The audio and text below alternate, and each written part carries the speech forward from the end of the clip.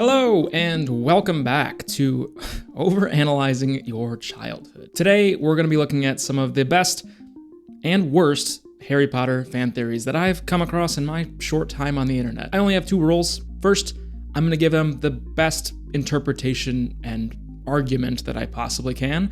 And second, I'm going to try to dispute them. I'll give them a ranking and we'll see what you guys agree with and what you don't. That's all before we get into it, so let's get into it. Snape is Harry's dad.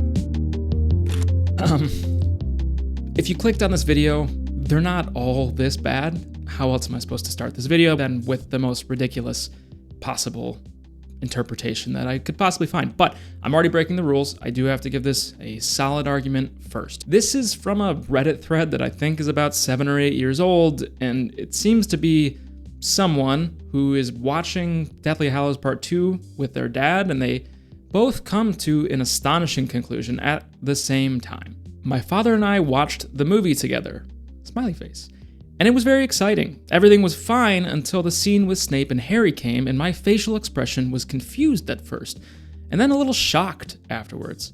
After I stopped crying, I asked my dad if he understood it the way that I did, and he said yes. He also understood that Snape is the father of Harry. And last but not least, one day later, I talked to my girlfriend and she also said yes.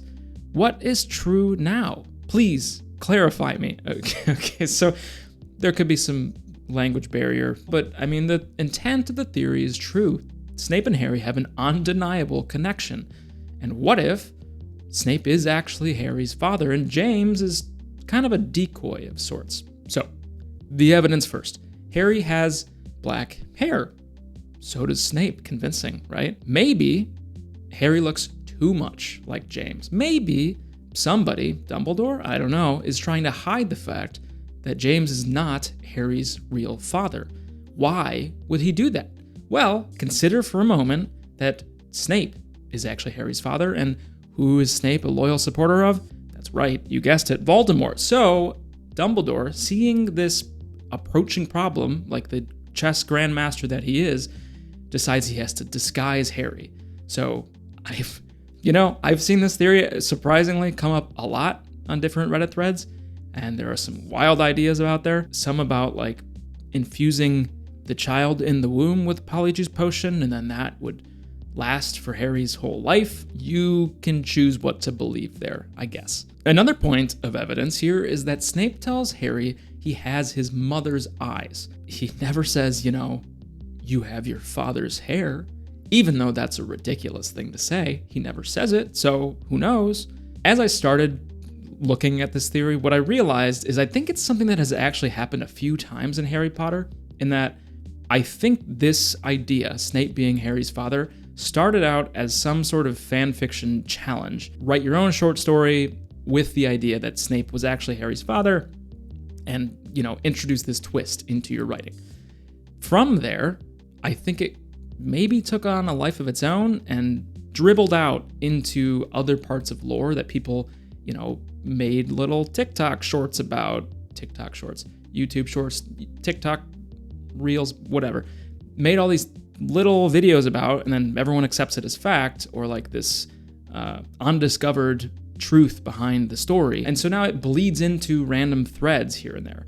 It's not the first time this has happened. There's another one with Snape around the Asphodel and Wormwood component. I bitterly regret Lily's death moment that I don't think is canon, but has trickled through different parts of the internet into what everyone just accepts now. So anyway, I think I'm supposed to disprove it now. First and foremost, Snape is pretty much 100% on board with Voldemort killing Harry. Not a great start for the theory. This is a quote from the Deathly Hallows where Snape is meeting up with Dumbledore and he's telling him about Voldemort probably coming to kill the Potters because of the prophecy, yada yada. He thinks it means her son. He's going to hunt her down, kill them all. If she means so much to you, said Dumbledore, surely Lord Voldemort will spare her. Could you not ask for mercy for the mother in exchange for the son? I have asked him. You disgust me, said Dumbledore, and Harry had never heard so much contempt in his voice. Snape seemed to shrink a little. You do not care then about the deaths of her husband and child? They can die as long as you have what you want." Snape said nothing, but merely looked up at Dumbledore. "Hide them all then," he croaked. "Keep them safe, please. And what will you give me in return, Severus?" In return?" Snape gaped at Dumbledore, and Harry expected him to protest, but after a long moment, he said, "Anything." Clearly, Harry's not really that important to Snape. Definitely not as important as a child should be. Second piece of evidence is Snape's general infatuation over love for Lily. I don't think this is really that romantic of a story. We have this quote, obviously, where Dumbledore is talking with Snape. Again, in the memories, Snape casts a Patronus. It's the same as Lily's. There's this famous quote about always. "I have spied for you and lied for you, put myself in mortal danger for you. Everything was supposed to keep Lily Potter's son safe. Now you tell me that you've been raising him like a pig for slaughter." "But this is touching, Severus," said Dumbledore seriously. "Have you grown to care for the boy after all?" "For him?" shouted Snape. "Expecto Patronum." From the tip of his wand burst the silver doe. She landed on the office floor, bounded once across the office, and soared out the window. Dumbledore watched her fly away, and as her silvery glow faded, he turned back to Snape, and his eyes were full of tears. "After all this time?" "Always," said Snape. "Always. Always as in, I've always cared for Lily, not necessarily I've always cared for my hidden secret son, Harry, but I think that's pretty obvious if you've watched and read the story before." Lastly, this whole situation that Snape finds himself in is really not about loyalty as it is about self-preservation. I guess you can argue it's for Lily, but, he's a pretty cowardly figure overall. I'm sure I'm going to get some ridiculous comments here about people that have this undying love for Snape, who I don't think is a good person, just a gray character. That doesn't make him a good person. Maybe one of the more well-written characters in the series. We'll leave it there. Overall, final ranking, I'm going to give this one a 1 out of 10. It doesn't really have anything to back it up, and you all knew that, but I had to start somewhere. So enough of that, 1 out of 10, on to the next one. How Avada Kedavra works. Speaking of Harry's parents and how they died, let's talk about Avada Kedavra and how Avada Kedavra works. I want to actually dive into the mechanic. There's a theory here that I think is really compelling, and it comes from a few different sources, but by and large, the theory is that Avada Kedavra actually severs the connection between the mortal body and the soul. It doesn't necessarily damage your human form, and it doesn't necessarily damage the soul, I think. It just disconnects them in a way that they can't be reconnected, and so then you're left flying off into limbo or whatever. We'll start with what we know, and basically all we know is that when someone dies via Avada Kedavra, murdered, they just look like they're sleeping. There's no physical harm present. There's no evidence of the death. They just seem to be asleep forever. We also know that J.K. Rowling has translated Avada Kedavra directly as "let the thing be destroyed," which is distinct from if it translated to die. It's also Aramaic, which is different than a lot of the other basis words for other spells, which I think is usually Greek or Latin. So there's some distinction being called into question here. So the theory goes that the thing being destroyed is this tether, whatever this string is between the human form and the spirit soul form. This tether is what's being destroyed, and that's what causes the instant death. We know that Avada Kedavra damages the soul of the caster, or at least murder can damage the soul, or really, honestly, we don't know anything because Snape kills Dumbledore with Avada Kedavra, and Dumbledore seems to claim that it won't damage his soul. So it really seems to be about intent here, not the actual action. "Would you like me to do it now?" asked Snape, his voice heavy with irony, "or would you like a few moments to compose an epitaph?" "Oh, not quite yet," said Dumbledore, smiling. "I dare say the moment will present itself in due course. Given what has happened tonight," he indicated with his withered hand, "we can be sure that it will happen within a year." "If you don't mind dying," said Snape roughly, "why not let Draco do it?" "The boy's soul is not yet so damaged," said Dumbledore. "I would not have it ripped apart on my account." "And my soul, Dumbledore? Mine? You alone know whether it will harm your soul to help an old man avoid pain and humiliation," said Dumbledore. It doesn't seem like it always damages the soul. It's more about like if you mean to murder or if it's just kind of a mercy kill. Apparently, your soul can distinguish between those things. I would also argue that it doesn't seem to damage the victim's soul either. We see in a couple different instances the soul of the person affected by Avada Kedavra. Really, in almost every situation, it's Harry. He has survived it twice. The first time, clearly his soul is intact when he's a baby. And second, when he gets killed in the Forbidden Forest via Avada Kedavra, he goes into the limbo space. He very clearly is in one piece. His soul is not damaged. So I think that goes to support the idea that Avada Kedavra is not really hitting the body or the soul. It's just this piece in the middle that's getting split. Another interesting quote in here is this reaction that Voldemort has upon returning in Book 4. He is describing to the Death Eaters what happened to him. I miscalculated, my friends, I admit it. My curse was deflected by the woman's foolish sacrifice, and it rebounded upon myself. Ah, pain beyond pain. My friends, nothing could have prepared me for it.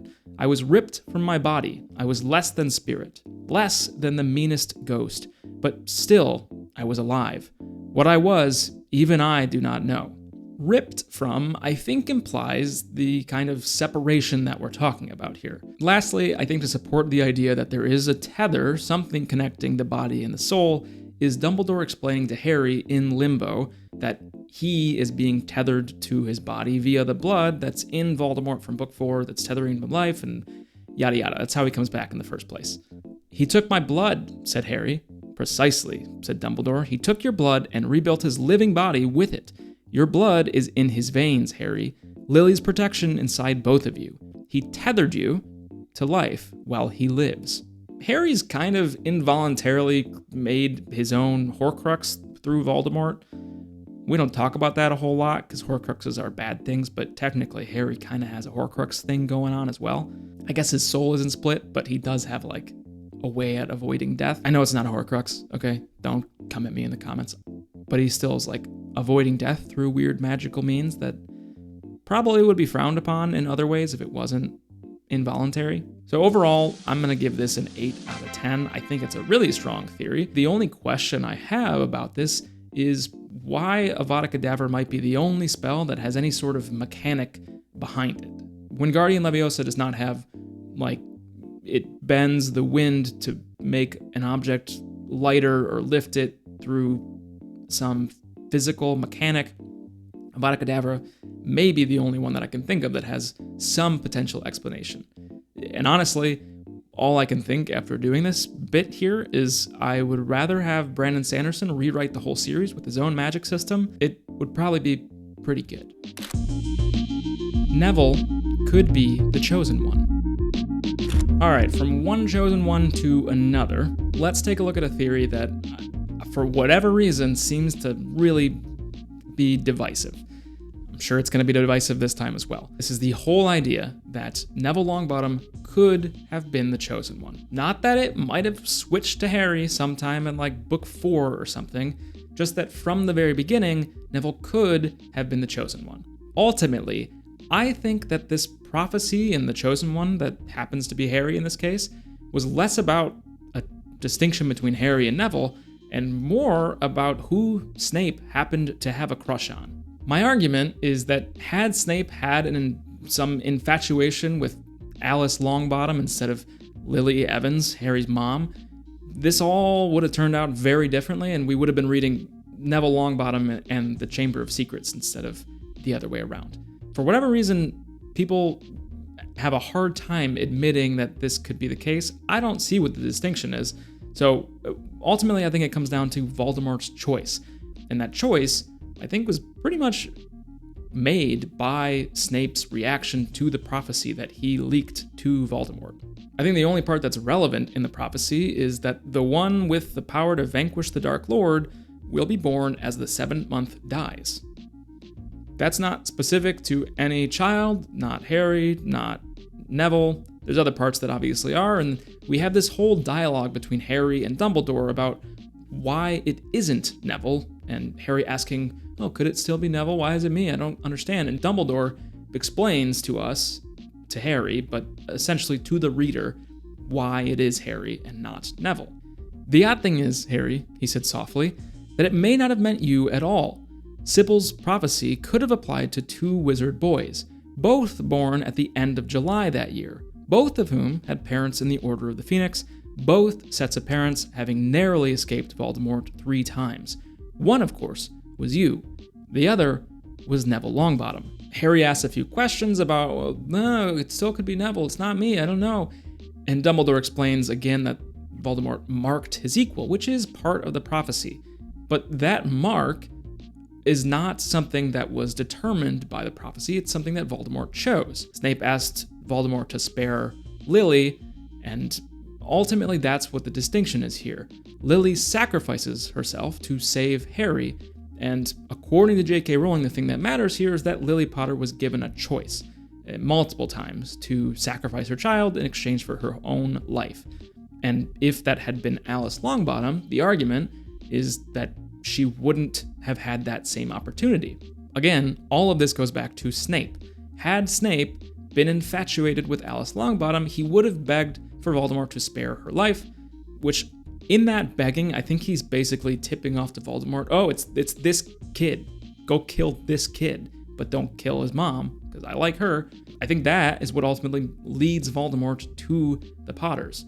When Voldemort shows up, he, on behalf of Snape, and because of Snape, gives Lily Potter a few chances to flee. If Snape had been infatuated with Alice, I think he would have given those same chances to Alice, and assuming Alice was a good mother, she probably would not flee and sacrifice Neville, I would assume. Maybe I'm assuming here, and that's not a fair assumption to make, but I feel like it is. Anyway, J.K. Rowling makes a clear distinction that that choice to make a sacrifice is what matters. James, trying to stop Voldemort, is not sacrifice enough to protect Harry.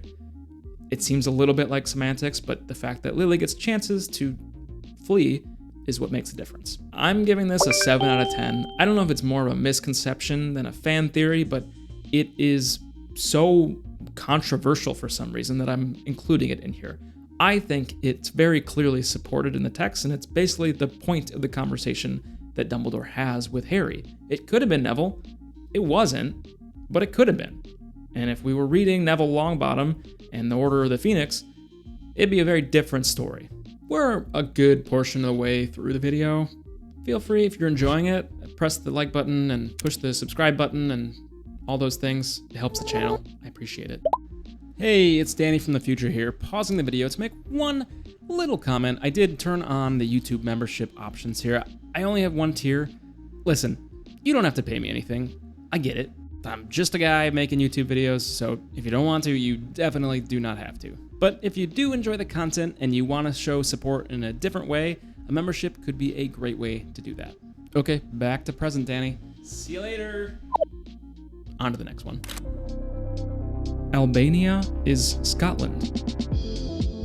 I'll be honest, this theory is what prompted me to make this entire video because it made me so angry. Whatever it is about this series, people latch onto these ideas that they hear somewhere, and you're the worst human being in the world to suggest that maybe that isn't correct. Is this petty? Probably. Is it going to stop me from talking about this point? No. In my last video, I talked about what I think is a potential plot hole, in that Peter Pettigrew has to carry the wand from the Potter's house where Voldemort blows himself up all the way to Albania. That seems like a treacherous path for a rat to make, all while holding a wand. To go all the way from London to Albania is like, I don't know, 1,500 miles. It's a huge journey, and that seems unrealistic. To which there was several people in the comments talking about how actually Albania is just another word for Scotland, and that this whole story actually takes place all in Great Britain and the UK and never leaves the country. I don't think that's true. I'm probably breaking my rules already, but I don't have another way to discuss this. So the theory, I think, comes maybe from a Super Carlin Brothers video or something like that. Scotland essentially used to be called Albion or Albania, And so in the wizarding world, they never switched over to the name Scotland for it.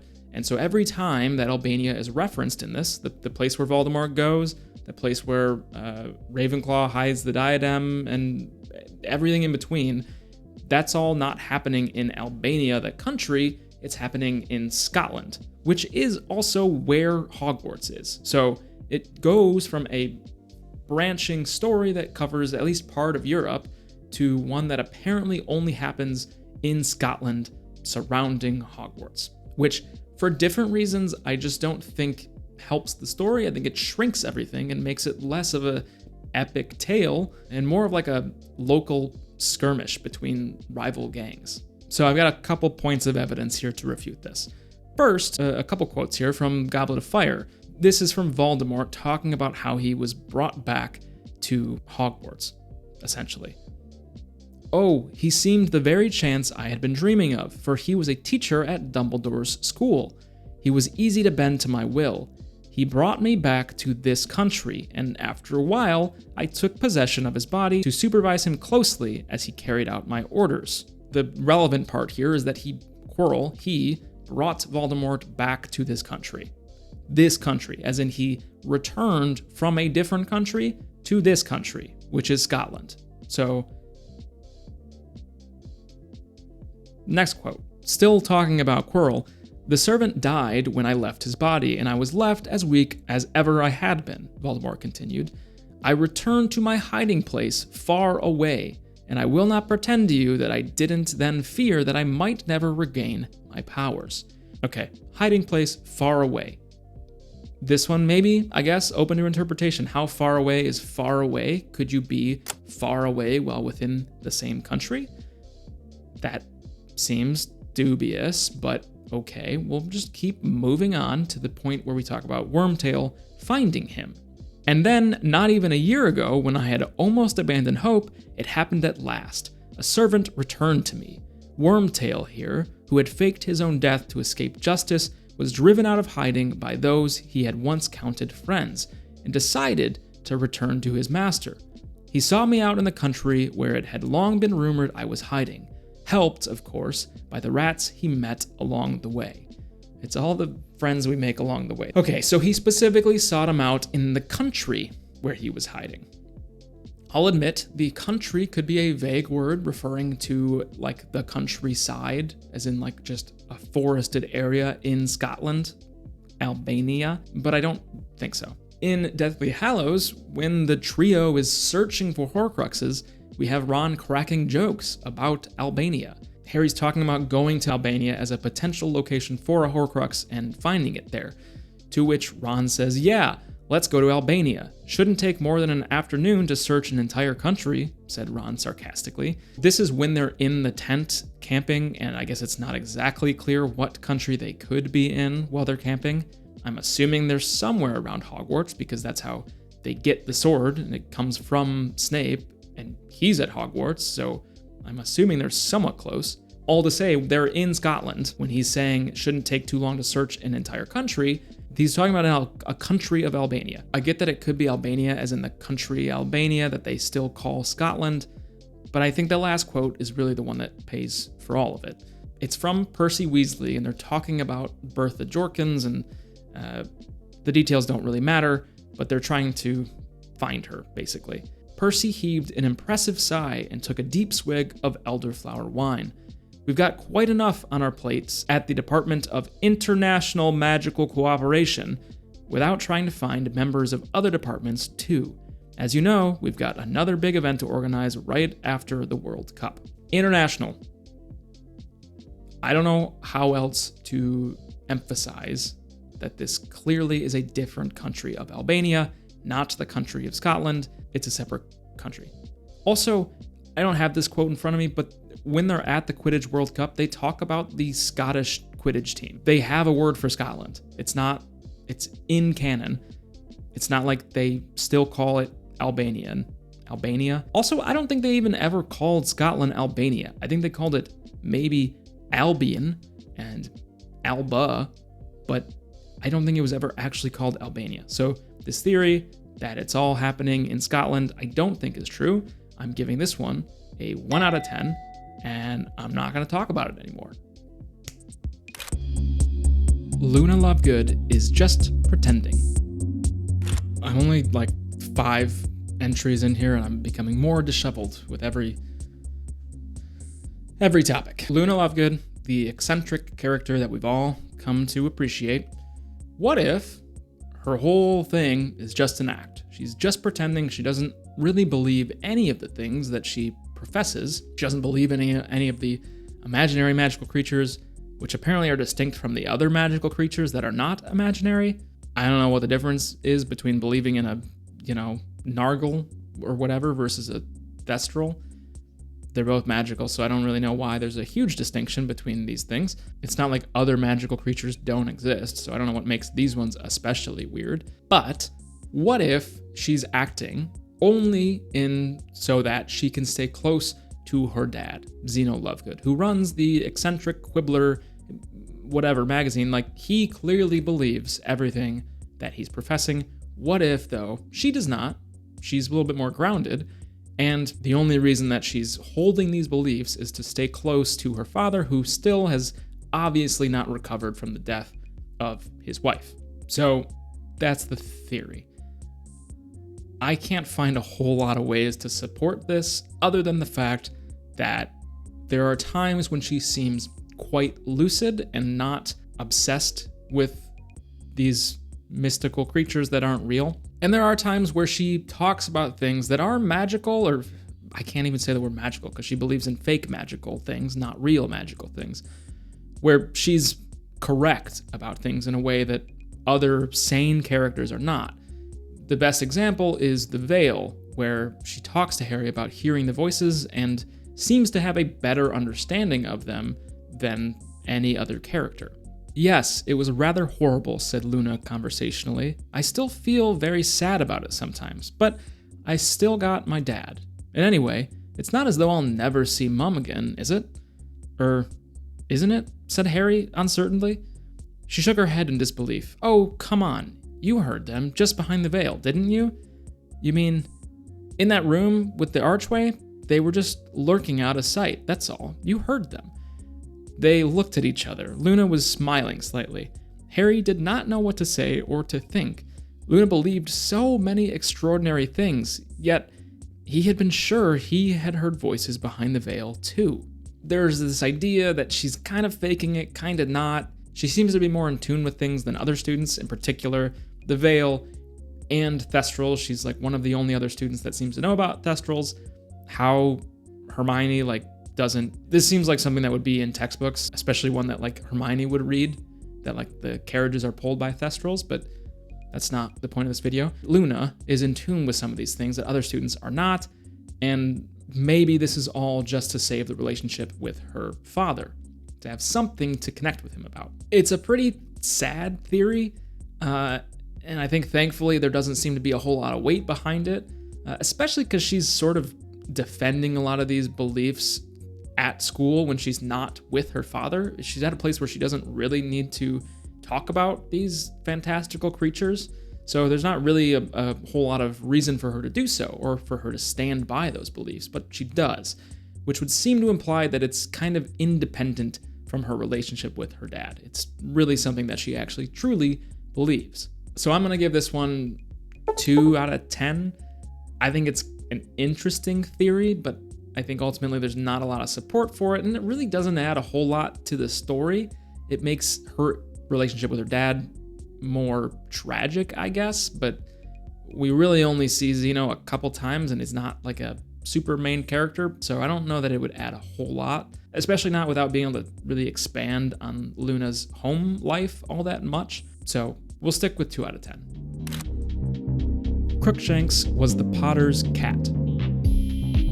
So the title's relatively self-explanatory, but the idea is that the Potter's cat, which we only have 1, maybe 2 mentions of in the whole series, was actually Crookshanks, who then made some full circle and ends up in Hermione Granger's possession years and years later. I'm gonna read what I think is the only reference to this. It comes from a letter from Lily in Deathly Hallows that's, I think, sent to Sirius. Dear Padfoot, thank you. Thank you for Harry's birthday present. It was his favorite toy by far. 1-year-old and already zooming along on a toy broomstick. He looks so pleased with himself. I'm enclosing a picture so you can see. You know, it only rises about 2 feet off the ground, but he nearly killed the cat, and he smashed a horrible vase Petunia sent me for Christmas. No complaints there. I think this is the only mention we have of the Potter's cat, and so because of this, fans of the series chose to latch on to this little tiny detail and think about what else it could be. I think there's a quote somewhere that describes the Potter's cat in a way that seems to be the same or roughly similar to Crookshanks, but I think that's kind of about it. The only other hint we have here is that Crookshanks is described as being in the magical menagerie for ages before Hermione adopts him. You bought that monster? Said Ron, his mouth hanging open. He's gorgeous, isn't he? Said Hermione, glowing. That was a matter of opinion, thought Harry. The cat's ginger fur was thick and fluffy, but it was definitely a bit bow-legged, as though it had run headlong into a brick wall. Now that Scabbers was out of sight, however, the cat was purring contentedly in Hermione's arms. That's the other piece of this, is that Crookshanks has this vendetta against Scabbers long before we know that it's Peter Pettigrew.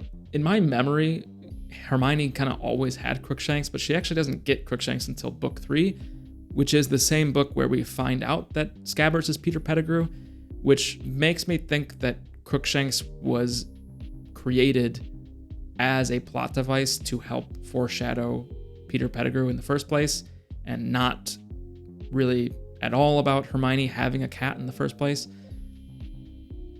Just a thought. But the idea here is that Crookshanks knew who Peter Pettigrew was, and that he was, in fact, Scabbers. Something that sounds like you've uncovered some tiny, minute detail before you actually think about it. Crookshanks also defends Sirius Black, which seems to lend a little bit of credence to this idea that he knows both Sirius and Peter Pettigrew.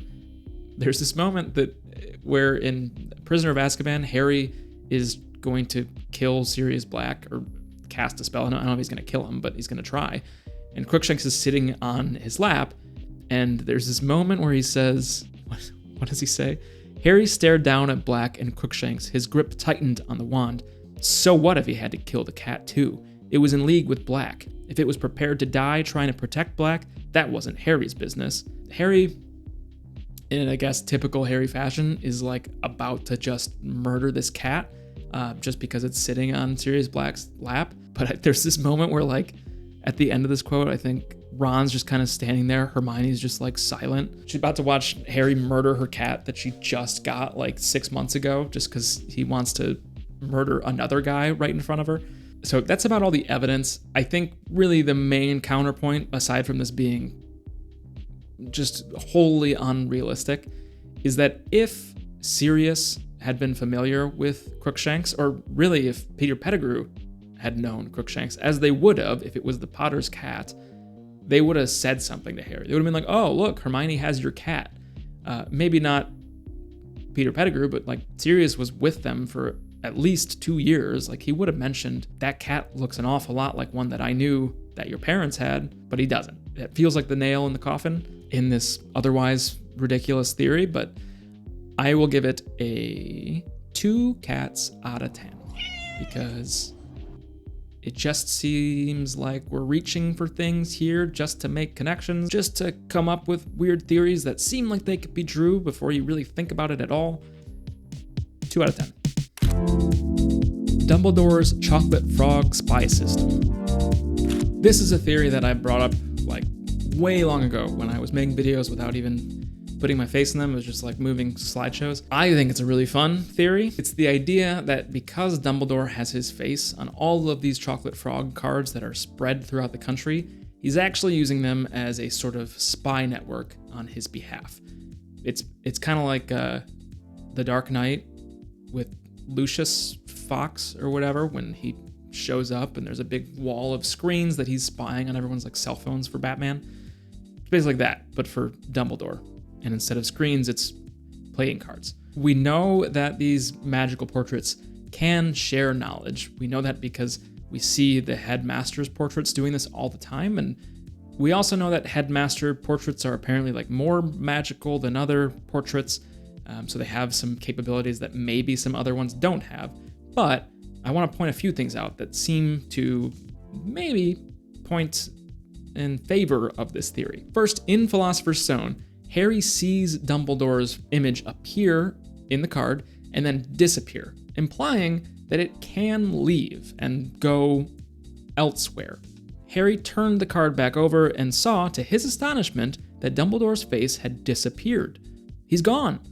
Well, you can't expect him to hang around all day, said Ron. He'll be back. Ron is pretty casual about this, obviously, because he knows that this behavior is normal for magical portraits, even for Chocolate Frog magical portraits. A few books later, in Order of the Phoenix, Bill Weasley makes a joke about Dumbledore insisting on staying on the Chocolate Frog cards, even if they take away all of his other privileges. They've demoted him from Chief Warlock on the Wizengamot. That's the Wizard High Court, and they're talking about taking away his Order of Merlin First Class, too. But Dumbledore says he doesn't care what they do as long as they don't take him off the Chocolate Frog cards, said Bill, grinning. There's something I'm gonna mispronounce in every video. Whatever. Wizengamot. We also know from different sources, Pottermore in this case, which I'm going to take as truth because that's what J.K. Rowling is gonna say is truth, that the power of the portrait depends not on the painter or any other thing. It really only depends on the magical prowess of the person being depicted. Hogwarts portraits are able to talk and move around from picture to picture. They behave like their subjects. However, the degree to which they can interact with the people looking at them depends not on the skill of the painter, but on the power of the witch or wizard painted. There's a lot of P's in this section, so I'm hoping my audio isn't spiking. That would imply that Dumbledore's frog card would be, to some degree, more powerful than other frog cards. We also know from J.K. Rowling that portraits can at least travel to other portraits that are their own. First of all, I created a lot of rules for this world, and then later had to navigate my way around them. But this rule was always good, and the rule was that portraits could only move between portraits in the same building. Otherwise, we can only move to places where we have a portrait. We can't just do a world tour as a picture person. So Dumbledore is able to, at the very least, travel to other places where he has another portrait of himself, which may be other Chocolate Frog cards, but it could also include his main headmaster portrait place. He could just keep his own Dumbledore frog card in his office, in his desk, and pull it out and say what's the news, and talk into it like a walkie-talkie, and have a collective consciousness spread out across the country. Despite my sort of love for this theory, there are some issues that I will address. First of all, the people that have the cards are probably not the highest priority for a spy network to be spying on. It's probably mostly kids, and they probably don't have a lot of relevant information about the whereabouts of Voldemort, or if he created another Horcrux or something. It's probably not the most useful set of information. Second is that there's probably too many cards to take in relevant information. He would be receiving so much information all the time that I don't know how you would ever parse through all of it. You'd have to have a chain of command within your own magical portraits where they would filter up information as it was more and more relevant. That might solve for problem number one. Maybe not all kids have relevant information, but maybe the children of Death Eaters, Draco Malfoy might have some Chocolate Frog cards of Dumbledore, and they might hear Lucius talking to somebody about plans or whatever. So it's not the worst theory, but it has some problems. So I'm gonna give it 5 out of 10. I think that's fair. It seems creative and interesting, and potentially a way to explain how Dumbledore is always a couple steps ahead, but it has its problems. Is Ron Weasley a seer? This is a theory that I've talked about a couple times on this channel. It's one that seems to always sort of come up amongst a few others, but everyone seems to be latched onto this theory that Ron has some sort of latent seer abilities. Most of the evidence seems to come from book 3 when they're in divination class and Ron shows some natural talent for it. My turn. Ron peered into Harry's teacup, his forehead wrinkled with effort. "There's a blob, a bit like a bowler hat," he said. "Maybe you're going to work for the Ministry of Magic." He turned the teacup the other way up, "But this way it looks more like an acorn." "What's that?" He scanned his copy of Unfogging the Future. "A windfall, unexpected gold." He ends up being correct about both of those things. Harry ends up working in the Ministry of Magic way off in the future, and he also wins a whole bunch of money from the Triwizard Tournament the following year. So it's evidence, I guess, that Ron has some sort of divination skills. We'll get back to that because there is a distinction, I think, here between divination and seer abilities. He also jokes in Chamber of Secrets that maybe Tom Riddle won an award for killing Moaning Myrtle, which ends up being true. Not the award part, but the killing part. In Goblet of Fire, he tosses out this idea that a dark wizard could fool Dumbledore even though he's so smart, which does end up being true. Barty Crouch Jr. does end up fooling Dumbledore for most of the year, although that's not so much a prediction as it is just sort of a logical conclusion. There's also a part of this where Ron gets a new wand after he breaks his in half and has to replace it, and he replaces it with a wand made of willow. "Look at this," said Ron, pulling a long, thin box out of a bag and opening it. "Brand new wand, 14 inches, willow, containing 1 unicorn tail hair." The connection here is not that willow in the Harry Potter universe is necessarily tied to divination or anything like that. It's in fact not tied to that. It's tied to like healing powers or something like that. But in folklore, willow is often used in some fashion, in some form. It's related to divination or fortune telling or things of that nature. So the idea here is that there's this sort of implicit connection between Ron and divination. Again, I think the distinction here is one between divination and being a seer. What we don't see Ron do is like glaze his eyes over and then shout out a prophecy to the group. The only thing he ever does seems to be make offhanded comments that are basically comic relief that end up being kinda true, which is not, I think, the same as being a seer. More than anything, it seems like he's there for comic relief and he inserts some irony into the situation. I don't think that means he's seeing the future, although I guess you could make a whole video about like, is irony in a magical world fortune telling or is it irony? You can kind of make a case that all irony is some latent seer future telling ability, but regardless, I don't think in this case Ron is necessarily a future telling seer. It's just that he makes funny jokes sometimes that are a little bit more true than he expects. Overall, I'll give this one a 4 out of 10. I think it's interesting. It's weird how often this one seems to come up in people's own personal headcanon, because I don't think there's really all that much evidence for it. Honestly, I think it goes back to an old thread in like a very early Harry Potter blog site where people had some of these formative theories that may have come out before the whole series was even released, and then everyone kind of latched onto these early theories and they found their way into different like, fan fiction, and they kind of just get ingrained in the lore of the series over the decades. But I don't really think there's all that much evidence. I don't think it adds all that much to the story either. It's not a skill that he ever uses in any sort of productive way. It just basically is just a way for him to make jokes. So 4 out of 10. Dumbledore had his own time turner. The one thing we can all agree about on Dumbledore is he's always just a couple steps ahead. So, how is that the case? We've already had one theory that's related to this with his Chocolate Frog spy network system. The other theory, though, that comes up is that Dumbledore had access to his own personal time turner, and that is how he always stays one step ahead. The best evidence I think that I can find comes from Prisoner of Azkaban, which is the only real time that a time turner is used, and then every subsequent plot hole fan theory that sprung out of that for the remaining 4 or 5 years of Harry's school life. It all stems from this one time in book 3.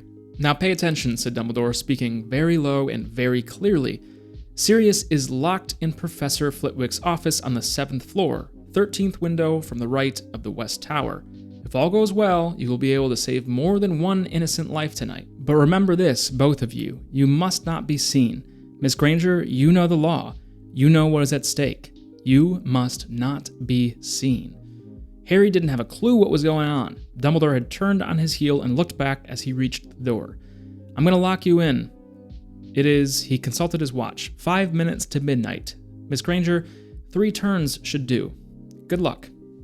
So the whole theory here revolves around the fact that Dumbledore seems quite confident in how Hermione has to use the time turner to get back to a very specific point in time. 3 turns specifically seems to imply that Dumbledore has some experience using a time turner. That, or is the sign of a man who regularly uses a time turner and knows enough to know that going back some exact amount of time will take 3 turns. That's most of the support for this theory, because aside from that, Dumbledore would also know that using a time turner is only going to be useful in these sort of closed loop situations. It's not going to be useful in changing the future. I'll be honest, it's almost not even worth bringing up anything related to the time turner because people are going to yell at me one way or another, but I can't not bring it up. Regardless, based on J.K. Rowling's patch notes to the system, time turners can only go back 5 hours at a time. So for Dumbledore to be using that to stay one step ahead, it's like pretty limited the window that he would be looking at. He would have to be constantly using the time turner to constantly stay 5 hours ahead, which is not enough to do long-term strategic planning. It's really only enough to avoid, getting like a kick me sticker on the back of your robes. Overall, I would give this another 1 out of 10, and that's for a couple reasons. First and foremost, it kind of undermines Dumbledore's entire mythos. If he has all these tools and ways to know the future and sort of navigate around problems in ways that aren't based on his intellect and wit and prowess as a wizard, I think it kind of cheapens the idea of him. I think he's important and interesting because he is this incredibly powerful wizard and not because he has a bunch of tools and ChatGPT at his fingers to tell him how to respond to emails, you know? I think it doesn't really explain anything in any way, and I think it adds more time travel than is needed to a story that shouldn't probably have had it to begin with. 1 out of 10. Dumbledore's deluminator is a spy device. Got a lot of spy-themed topics in this one, I guess. I didn't realize that as I was putting this together. I think this one is maybe the most interesting and supported of all of them. The deluminator, as we know it, is a tool that Dumbledore uses to extinguish lights, and then also seems to have a hidden ability in it to spy on others, essentially. I know this is sort of all but conclusive theory/fact here, but I'm still going to support it with the quotes that I can find from the book. I think this really starts all the way back in Chamber of Secrets, potentially. Harry constantly repeated Dumbledore's final words to himself. I will only truly have left this school when none here are loyal to me. Help will always be given at Hogwarts to those who ask for it. But what good were those words? Who exactly were they supposed to ask for help when everyone was just as confused and scared as they were? This is happening as Harry's in the Chamber of Secrets with Tom Riddle and the Basilisk, and everything's falling down around him. He's probably about to die. He's sort of having these flashbacks of these ingrained memories that Dumbledore has repeated to him over and over again. Right after this, in a conversation with Tom Riddle, he says, "You're not," he said, his quiet voice full of hatred. "Not what?" snapped Riddle. "You're not the greatest sorcerer in the world," said Harry, breathing fast. "Sorry to disappoint you and all that, but the greatest wizard in the world is Albus Dumbledore. Everyone says so. Even when you're strong, you didn't dare try to take over at Hogwarts. Dumbledore saw through you when you were at school, and he still frightens you now, wherever you're hiding these days." Not long after this, Fawkes comes in with the sword and blinds the basilisk and basically allows Harry to survive this whole ordeal. Begging the question, did Harry saying Albus Dumbledore's name in this instance give Dumbledore the hint that he needed to find the Chamber of Secrets and send Fawkes down there to help? There are some other questions that this brings up, like why send Fawkes when you could have just gone there yourself if you knew where it was? I guess that's not part of the scope of this topic here. But you know what? Honestly, if he knew where it was, why wouldn't he have just gone down there himself? We know that Dumbledore doesn't speak Parseltongue, but he apparently can understand it based on what J.K. Rowling is saying. There's a weird distinction between being able to understand it and not being able to speak it. Seems like he could probably learn or know the word open, because that's all Harry says to open the Chamber of Secrets. And we know that Ron copies Harry saying the word open in Parseltongue in book 7, so it's definitely something that's possible. Dumbledore is also able to apparate within Hogwarts, which nobody else can do. So couldn't he have also maybe apparated down to the Chamber of Secrets instead of just sending a bird to help Harry? It seems like it would have been a little bit safer, but whatever. I was also gonna complain about how Fawkes got down there in the first place, but then I remembered, of course, that Fawkes' Phoenixi can just explode and reappear magically everywhere and wherever they want, so that's, I guess, not an issue either. I don't know, there's like a little explanation for every little inconsistency here. Anyways, that's not really the point of this topic. It's about Dumbledore's deluminator. So the idea is that Harry calls out Dumbledore's name, and Dumbledore hears snippets of conversations that are in reference to him. And the reason we think this is because later in Deathly Hallows, Ron is bequeathed the deluminator from Dumbledore, and it responds in a similar way. One thing I would like to know, though, he said, fixing his eyes on a spot a foot over Ron's head, how exactly did you find us tonight? The deluminator, she asked, so surprised she forgot to look cold and fierce. It doesn't just turn the lights on and off, said Ron. I don't know how it works or why it happened then and not any other time, because I've been wanting to come back ever since I left. But I was listening to the radio really early on Christmas early morning, and I heard you. I heard you. He was looking at Hermione. You heard me on the radio? She asked incredulously. No, I heard you coming out of my pocket. Your voice. He held up the deluminator again. It came out of this. I clicked it, and the light went out in my room, but another light appeared right outside the window. And then the light enters Ron. And once it was inside me, I knew what I was supposed to do. I knew it would take me where I needed to go. So I disapparated and came out on the side of a hill. Basically, this is what transports Ron to the place where he's being talked about. So this part, I think, is at the very least basically fact. That's what the deluminator seems to do. The only question I really have is if Dumbledore specifically tuned it to Ron, or if this is just a built-in feature of the deluminator, kind of like Dumbledore's own created Deathly Hallow, where it works for whoever has ownership of the deluminator. Seems more likely that maybe he tuned it to Ron's name. I think it's overall pretty much stated fact in the book, but I have kind of the same problem that I have with the Chocolate Frog system, where if Dumbledore is hearing every time that someone talks about him through the deluminator, it would be way too often. He's a popular guy. People talk about him. People complain about him. People talk about him. He would be hearing his name quite a bit.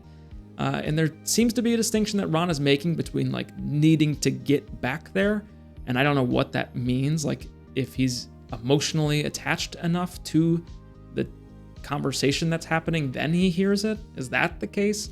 I don't know what the filter is here, but same thing as the Chocolate Frog situation. It seems like there'd be a lot of messages flying in constantly, like just like left speakerphone on in his pocket, and he's just gonna have people talking about him all the time.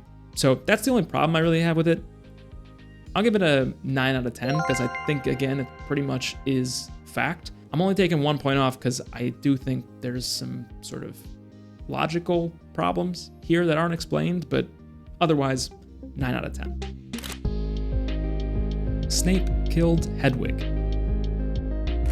Pretty self-explanatory, but this theory goes that on top of the other actions Snape took to protect Harry in the Seven Potters battle of Seven Potters, he also was the one to kill Hedwig. The purpose of which was to protect Harry's identity, essentially.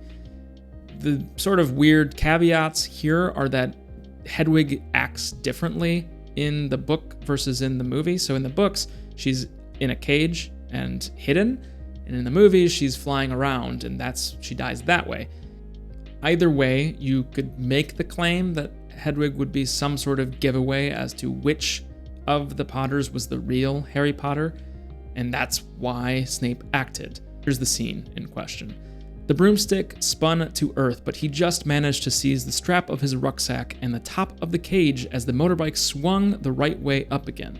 A second's relief, and then another burst of green light. The owl screeched and fell to the floor of the cage. No! No! The motorbike zoomed forward. Harry glimpsed hooded Death Eaters scattering as Hagrid blasted through their circle.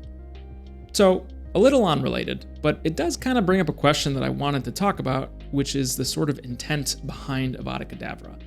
We're told when you're talking about Avada Kedavra and casting it successfully, you have to truly want to kill the person.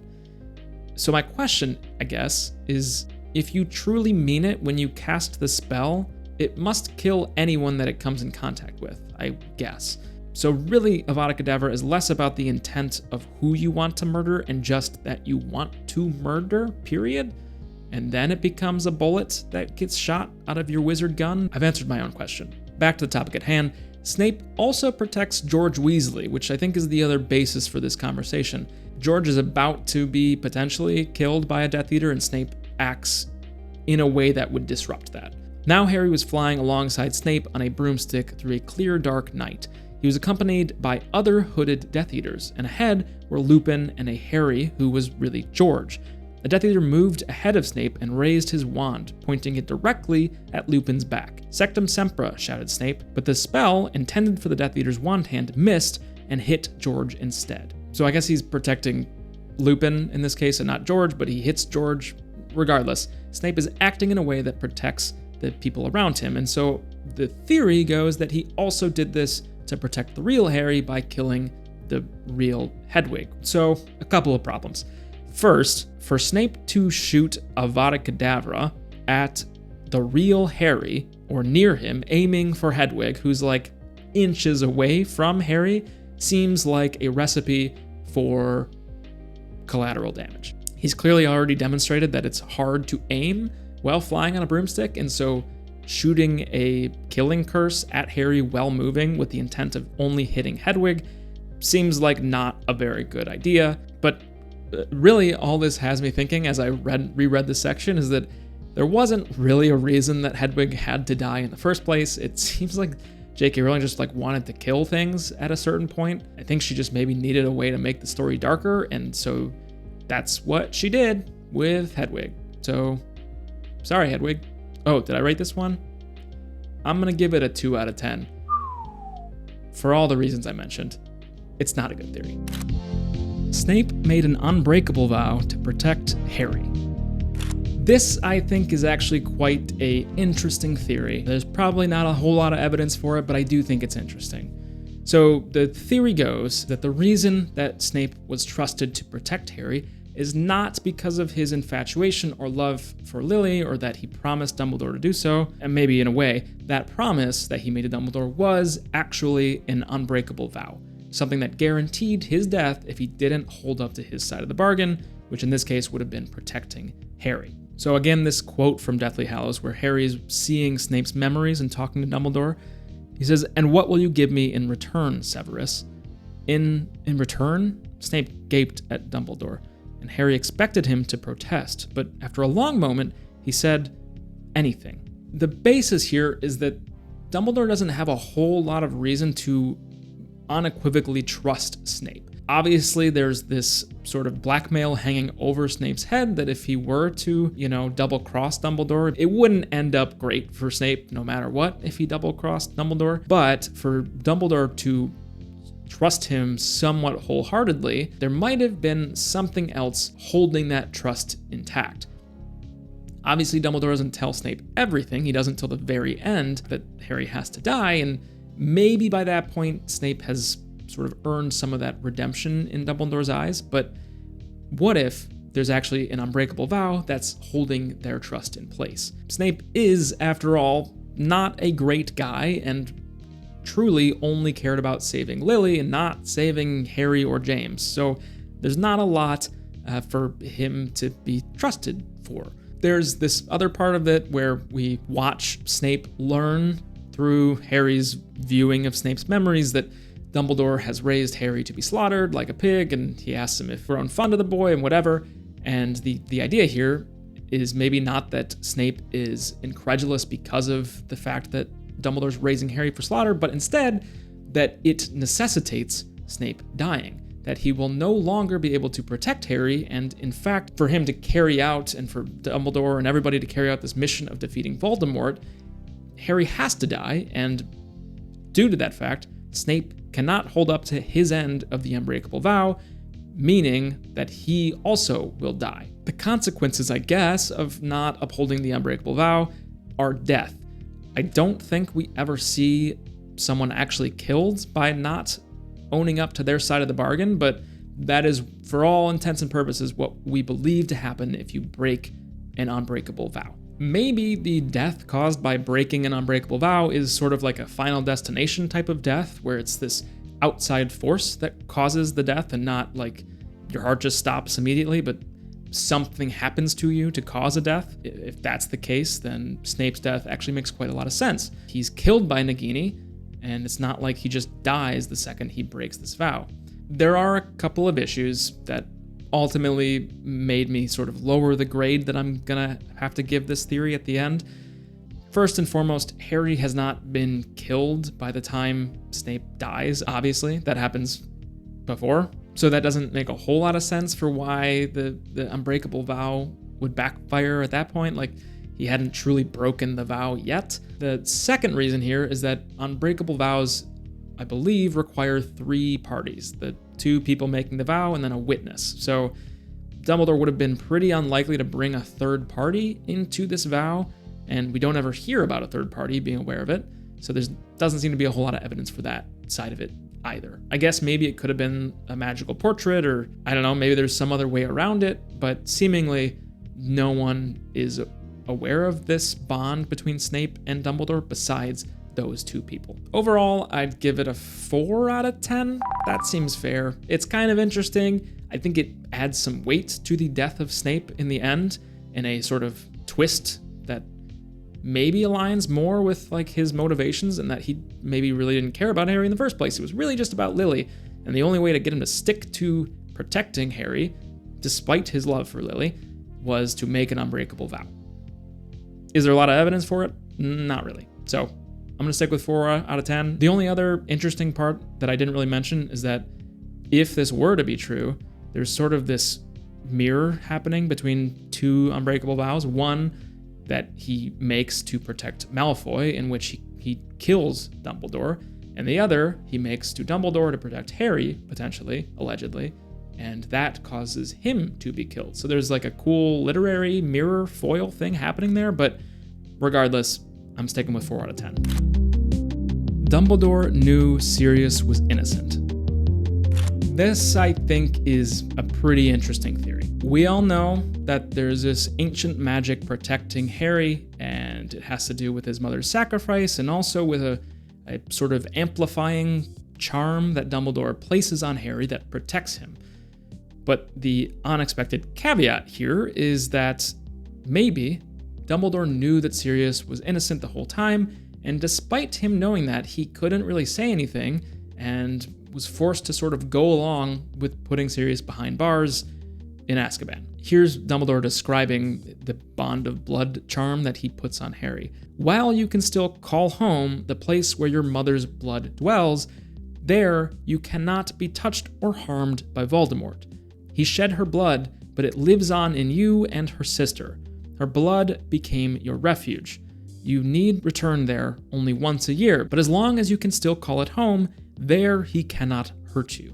So this is the bond of blood charm that Dumbledore casts, and it basically just means that when he lives with a blood relative, Voldemort can't touch him. That's why he has to go home every summer and return to the Dursleys' house, despite the horrendous scenario that he finds himself in there. This quote happens in Order of the Phoenix, meaning that he has spent 5 years sort of hiding the truth from Harry, which might also mean that he was hiding his true knowledge about Sirius back in Book 3.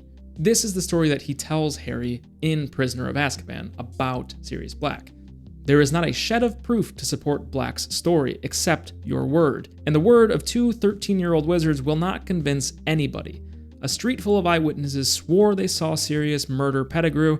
I myself gave evidence to the ministry that Sirius had been the Potter's secret keeper. So there's this thing that Dumbledore tells Harry that basically amounts to, I believed Sirius was the killer as well. But what if he's also been hiding the truth about this the whole time as well? Dumbledore may have known that Sirius didn't betray the Potters, because why would he? He wasn't a Death Eater. I know there's probably like, Sirius Black's family would be maybe enough to be like, Sirius could be a Death Eater. Beside that, there's not really any evidence. I think in service of this theory, what could have happened is that Dumbledore had to make a split-second decision. The night that Voldemort came in and marked Harry, Dumbledore had to extend the protection that his mother had placed on him and didn't have a whole lot of time to think about other options. So I think what happened is that maybe he knew Sirius was not the killer, but in order for his bond of blood charm to work, Harry had to be at a blood relative's residence. Sirius is a godfather and not in any way blood related to Harry, and so he wouldn't have functioned in a way that would have kept the charm working and kept Harry safe. There was also no reason to complicate things with Sirius when his only goal was to keep Harry alive until he could kill him later, 17 years after the fact. There's obviously some issues here. First of all, kind of unrelated, I don't totally get why Harry couldn't have just lived at Hogwarts all year round and had the protection of the teachers there rather than being at the Dursleys. Obviously, the first few years of his life, or the first 9, he might have had to live with the Dursleys, but after the fact, I feel like he could have stayed with Dumbledore the whole time and been like much safer there, but I don't know. I mean, I guess it worked out either way, so who's to say? Also, Dumbledore didn't make any indication that he knew Pettigrew double-crossed the Potters, and he also didn't know about the late switch of Secret Keeper there, so there's not really a whole lot of evidence that he would have trusted Sirius Black in any way. And I think the last point is kind of a meta one, in that I think we sort of attribute things to Dumbledore that he's actually learning along the way. We have the view of Dumbledore at book 6/book 7, where he's pretty much figured out the whole story, but there are still things that he's figuring out up until the second half of the series. He doesn't really even confirm the Horcrux stuff until after the Basilisk, so we sort of give him this omniscient view of everything when that really isn't the case. Maybe he could have made a flawed decision in the moment, but I don't think it's the case that he willingly decided to throw Sirius Black in jail if he knew he wasn't actually at fault here.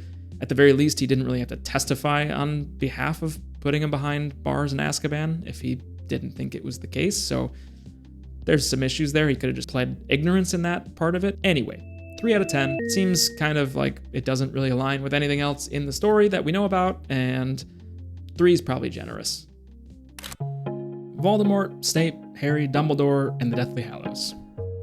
This one is a bit of a mouthful, but it's more of a meta theory behind the story and less about any sort of fan fiction or fan theories or headcanon or anything like that. It has to do with the Deathly Hallows and how they're reflected in the characters that encounter them. There is a ton of symbolism wrapped up in the Deathly Hallows, starting with the fact that the way they're even talked about in the story is in the form of a folklore myth that's being told to Harry, Ron, and Hermione by Zeno Lovegood. Harry also explores their origin and meaning with Dumbledore while he's in limbo, but before that, the main theory here is that in some way, shape, or form, Voldemort, Harry, Dumbledore, and Snape, maybe, are in some form or fashion reflective of one of the Deathly Hallows. There's sort of 2 different ways to approach it, one that includes Snape and one that doesn't, and I think both are kind of interesting, but we'll start with the explanation from Harry and Dumbledore. My mom told Sirius that Dumbledore borrowed the cloak. This is why. He wanted to examine it because he thought it was the 3rd Hallow. Ignotus Peverell is buried in Godric's Hollow. Harry was walking blindly around the tent, feeling as though great new vistas of truth were opening all around him. He's my ancestor. I am descended from the 3rd brother. It all makes sense. Later, at the end of the book, when we're in limbo, Harry is sort of discussing this same thing with Dumbledore. The cloak, as you know, traveled down through the ages, father to son, mother to daughter, right down to Ignotus's last living descendant, who was born, as Ignotus was, in the village of Godric's Hollow. Dumbledore smiled at Harry. Me? You. Harry, obviously, without a doubt, is reflective of the Cloak of Invisibility. It is the one thing that is truly tied to him. It's wrapped up in the story about escaping death and greeting it as an old friend, and that's a no-brainer. The other ones are what really comes into question, and there's sort of two opposing views. One with Harry, Voldemort, and Dumbledore, and one that includes Snape. So the first one I think is more straightforward without Snape. Harry's the cloak, Dumbledore is the owner of the wand, and Voldemort is the heir through bloodline of the Resurrection Stone when it's in the ring form. The somewhat interesting thing here is that the Hallows are sort of inverse of their owner's personality traits. Dumbledore has the Elder Wand, but isn't really a violent person. He's more of a pacifist. Voldemort is the owner of the Resurrection Stone, but is the most sort of fearful of death. And Harry has the Cloak of Invisibility and blindly rushes into danger and doesn't really hide from death in any way, shape, or form. The second way to view this is a little bit more convoluted, and it throws Snape into the mix, but I think it's also kind of interesting. This links the characters more to the original Peverils than anything. So Voldemort is linked to the owner of the Elder Wand, Snape is linked to the owner of the Resurrection Stone, Harry still to the Cloak, and it kind of leaves Dumbledore unaccounted for, so potentially he's meant to represent death in this situation. But what's interesting here is that Voldemort dies thinking he's unstoppable, which is the way that the owner of the Elder Wand dies in the story. Snape dies for love, and Harry greets death as an old friend when he willingly sacrifices himself. Dumbledore, I guess, is kind of like the mastermind here, and he's the first one to die too, so I guess like people come back to him eventually. It's kind of a stretch, but I think the other ones make more sense. J.K. Rowling apparently tweeted that this was an interesting theory at one point, but just a coincidence more than anything, so take that with a grain of salt if you want, but overall, I'd give it 6 out of 10. I think it's thematically interesting. It doesn't really take away from the story. I'd probably put the one where Dumbledore is death as a sort of maybe a 4 or a 5 out of 10 and not a 6 out of 10, but the only thing I have a problem with is that thematically, the fact that Harry is sort of the chosen one, that he's related to the Peveril and it's just sort of passed down through a legacy. It's not like based on the actions that he takes or the choices he makes. It seems like it kind of cheapens the story when it's all supposed to be about choices that he's making, and apparently the only thing that really mattered in the end was that he was a descendant of a Peveril, but it's kind of a different point, but I still don't love that. Dream theory. I've saved what is probably the most controversial, frustrating, maybe worst theory for last. J.K. Rowling has introduced a world full of witches and wizards and magical creatures, but what if none of it is real? What if the whole story is happening in Harry's head? Everything that he deals with in the series is a way for him to deal with the trauma of losing his parents. Not in any sort of magical way, but just in a freak accident kind of way. Don't shut the video off just yet. I know this is a ridiculous, frustrating, stupid theory, but just stick with it for a second. This all basically comes from one quote at the end of Deathly Hallows when they're in the limbo space. Harry says, "Tell me one last thing," said Harry. "Is this real, or has this been happening inside my head?" Dumbledore beamed at him, and his voice sounded loud and strong in Harry's ears, even though the bright mist was descending again, obscuring his figure. "Of course it's happening inside your head, Harry, but why on earth should that mean that it is not real?" This is obviously a 0 out of 10. This is a stupid theory. I get it. I don't like it. Dumbledore, first of all, I don't think is even referring to his entire saga that Harry's experienced for the last 7 years when he says that it's in his head. I think he's obviously just referring to the limbo space. And everyone has spun that into like, does he mean the whole world? Obviously not. This is a 0. I don't even care. It's lazy. It's like, you can say this about just about any fictional story. It's basically like the escape button for an author when they have a conflict that they can't solve. It's a dream. Don't have to worry about solving it. It was all a dream. What I actually want to talk about is who or what Dumbledore is in that limbo space. Is he A figment of Harry's imagination, or be actually some part of Dumbledore's soul. On the figment side of the argument, this is Harry and his life flashing before his eyes in some sort of way. He's seeing figments of his past. His brain is recreating the person that he would always go to for advice and to talk about things related to Voldemort and Horcruxes and all of this stuff that's going on. So Dumbledore obviously is the one that he conjures up in his semi-death limbo state. And if you look at the conversation he has, a lot of it is kind of like this Socratic question and answer style. Dumbledore sort of prompts Harry for what he thinks, and then Harry responds. Depending on how you look at it, the Dumbledore in the limbo space doesn't necessarily know anything that Harry doesn't also know. That said, I don't think that's entirely the truth. I think Harry does talk to Dumbledore in the limbo space about things that Harry doesn't know the answer to. Specifically, the whole second half of the conversation when Harry's asking questions about the Deathly Hallows and also about Dumbledore's backstory in life. Things that he wouldn't just like make up in a death state fugue thing. It would have to come from Dumbledore. "Can you forgive me?" he said. "Can you forgive me for not trusting you, for not telling you? Harry, I only feared that you would fail as I had failed. I only dreaded that you would make my mistakes. I crave your pardon, Harry. I have known for some time that you are the better man."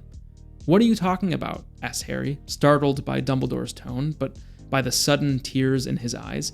The Hallows, murmured Dumbledore. "A desperate man's dream. But they're real. Real and dangerous. An allure for fools," said Dumbledore, "and I was such a fool. But you know, don't you? I have no secrets from you anymore. You know." The idea that Dumbledore is a figment of Harry's imagination is really not separate to the dream theory to me. I know a lot of people seem to think that it is a figment of Harry's imagination, but I think there has to be some final magic in that scene. Otherwise, I think it sort of undermines the story. So I prefer the idea that it is in fact some piece of Dumbledore that is existing in Harry's head. How he got there is maybe part of the mystery. It's like one final act of magic from Dumbledore that we just don't know. We can't explain. Maybe it's him waiting in limbo for a year for Harry to show up. Maybe he went on and then Dumbledore, in his Dumbledore ways, found a way to come back to Harry specifically for this one moment, to come back from beyond whatever's after limbo to talk to Harry one last time. I think when it's in the Figment version, it's just kind of a convenient way for J.K. Rowling to tie a bunch of loose ends together, and I don't love it. I mean, when I reread this section, every time I reread it, more and more it just feels like, here's the part of the book where we just tie up loose ends and answer questions that we didn't get to answering in the book. I think if it is some sort of magical appearance of Dumbledore, it just feels better to me. And sometimes that's all that matters. The whole thing being a dream, 0 out of 10. The figment of Harry's imagination being Dumbledore, 1 out of 10. Real Dumbledore somehow existing in Harry's death dream, 7 out of 10. I think it kind of preserves the mystery around Dumbledore one final time, and also the mystery around death in the wizarding world in general. It's something that we don't explicitly get answers to, and this is one final time of reinforcing the mystery behind it. I don't think this story is trying to solve death. There is value in having it being vague and not explicit in what happens. Well, that pretty much does it for me. What do you think? Here's the whole, I'll put them up here, first through last, whatever it ends up being. I don't know what my spread was. I feel like I probably had a lot that were in the 1s and 2 category and not a lot in the middle. I didn't script this video very much. It was basically just bullet points. It's a little different than the rest of my videos, and maybe it's something that I'll keep doing in the future. So if you have your own ridiculous fan theories, I'd love to have them in the comments, and maybe I can rank them in a different video or something like that. Before you go, like and subscribe. It helps the channel a lot. I appreciate it. Go watch another video from the channel. Here's the most recent one that I put out that you'll probably like. As always, thanks for watching. I'll see you next time.